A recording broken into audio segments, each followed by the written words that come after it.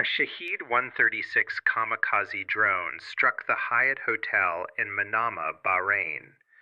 The Hyatt Hotel, not an airbase, not a radar installation, not a command headquarters, not a fuel depot or an ammunition store or communications node or any of the infrastructure of military power that has been the target set of this conflict since the first strike went in. A hotel, a civilian building in the capital city of a sovereign nation, a building that was hosting American military personnel, soldiers billeted at a commercial hotel rather than on base, the way military personnel are housed in thousands of locations around the world when base capacity is insufficient or when operational requirements put them in cities rather than installations. American soldiers were in the Hyatt Hotel in Manama. An Iranian Shahed 136 found it. Let me tell you what the Shahed 136 is, because the choice of weapon is as significant as the choice of target. The Shahed 136 is not a ballistic missile. It is not a cruise missile launched from a warship or an aircraft. It is a loitering munition, a kamikaze drone with a distinctive delta wing configuration, a small piston engine that produces a characteristic lawnmower sound that Ukrainian civilians learn to recognize at night and that Bahraini residents are now learning to recognize in their capital city. It carries a warhead of approximately 50 kilograms. It costs approximately $20,000 to manufacture. Iran has been making them in large numbers for years. Russia used Iranian-supplied Shahed 136 against Ukrainian civilian infrastructure, power plants, apartment buildings, city centers throughout 2022 and 2023. And the world learned what a Shahed 136 campaign against civilian infrastructure looks like. It looks like this morning in Manama. The Shahed 136 that hit the Hyatt was not aimed at a military target in the traditional sense. It was aimed at a building in a city, a building that Iran's intelligence identified as housing American military personnel. Yes, but a building in downtown Manama, a building that also houses civilians, a building whose destruction sends shrapnel and fire into a neighborhood. A building whose strike is photographed and filmed and distributed by every phone camera in the vicinity before the smoke has cleared. Iran chose to strike a hotel in a capital city. That choice has a name. In the doctrine of coercive warfare, the strategic theory that Iran has been applying throughout this conflict, striking civilian-adjacent infrastructure in capital cities is called cost imposition on the host population. It is the application of military pressure not just to the military forces of the adversary, but to the civilian environment that hosts them. It is Iran saying to the people of Manama, to the shopkeepers and the hotel workers and the residents of the neighborhoods around the Hyatt, your government's decision to host American soldiers has made your city a battlefield. Decide whether that decision is still worth supporting. That message, written in the impact of a Shahed 136 on a hotel in your capital city, is aimed directly at the social contract between the Bahraini government and the Bahraini population. Bahrain is a constitutional monarchy with a Shia majority population governed by a Sunni ruling family, the Al Khalifa. The political stability of the Bahraini state has always rested on a specific bargain: economic development, social services, and the security that American military presence provides in exchange for the population acceptance of the political arrangement. The Fifth Fleet in Jafar was part of that bargain. American presence was supposed to make Bahrain safe. The Shahed 136 and the Hyatt is the physical reputation of that bargain. American presence did not make Bahrain safe. American presence made the Hyatt Hotel a target. American presence made downtown Manama a location where Iranian kamikaze drones find buildings in the middle of the capital and detonate. The Bahraini population that has been living with the abstract knowledge that their country hosts the American Fifth Fleet is now living with a concrete experience of what that hosting costs when the force that opposes American regional power decides to make the cost visible. Every Bahini citizen who hears the lawnmower engine sound of a Shaheed 1 in 36 approaching their city tonight is a citizen whose government has to answer for why that sound is possible. Now look at what the Hyatt strike does to the operational picture for American forces across the theater. American military personnel are not only billeted on hardened military installations, they are distributed across the commercial infrastructure of the cities and countries where they are deployed. Hotels, apartments, commercial facilities that provide the overflow capacity when base housing is insufficient for the force posture the operation requires. This is standard military practice. It is how American forces have operated in every deployed environment, from Kabul to Baghdad to Seoul to Ramstein. It has always carried an assumption. The assumption is that Iranian intelligence either cannot identify the specific commercial facilities housing American personnel or will not strike them because doing so crosses the line from military targeting into something that carries prohibitive escalatory risk.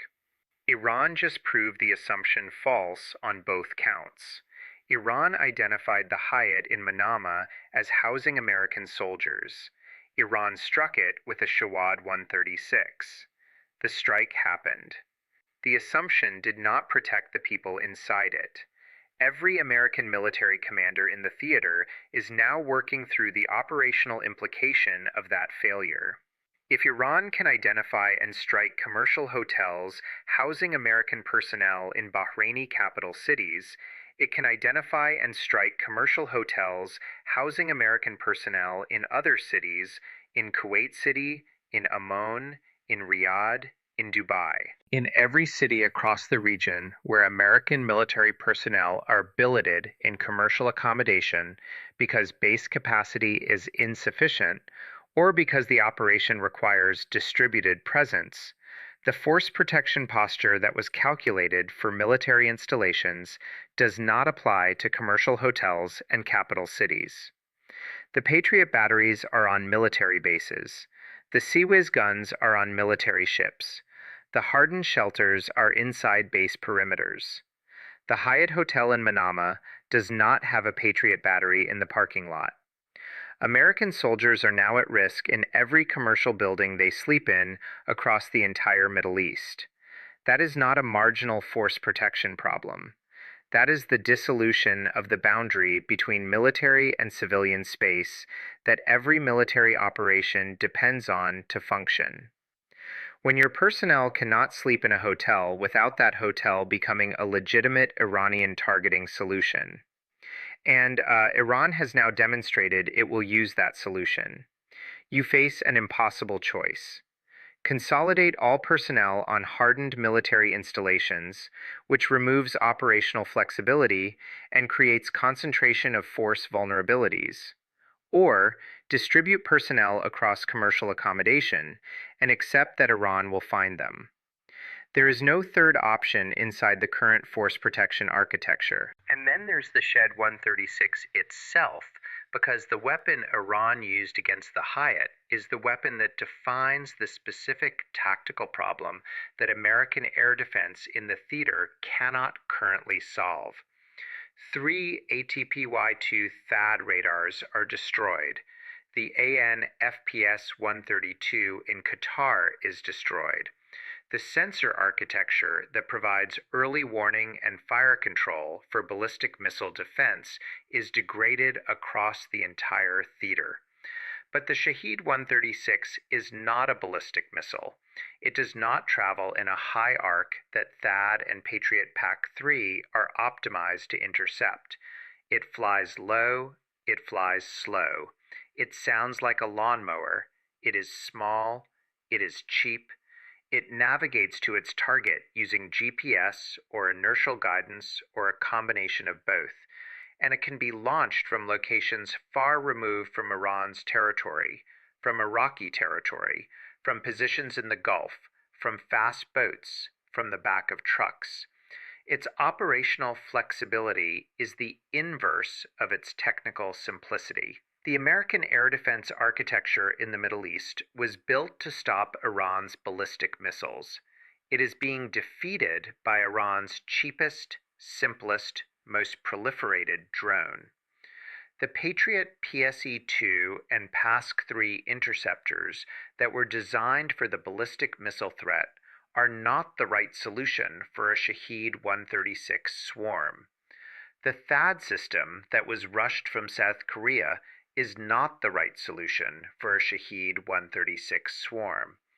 The right solutions: short-range air defense systems, electronic warfare jammers, directed energy weapons, the gun-based and laser-based close-in systems that can engage small, slow targets cost-effectively, are either not present in sufficient numbers, not yet fielded at operational scale, or not positioned at the commercial hotels in Bahraini capital cities where American soldiers are sleeping. Iran knows this. The Shahed-136 campaign against civilian-adjacent targets is Iran exploiting the gap between what American air defense was built for and what Iran is currently flying. And now watch Bahrain.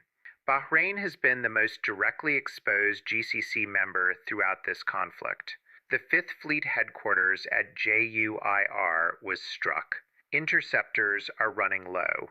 The Sovereign Wealth Fund discussions are happening.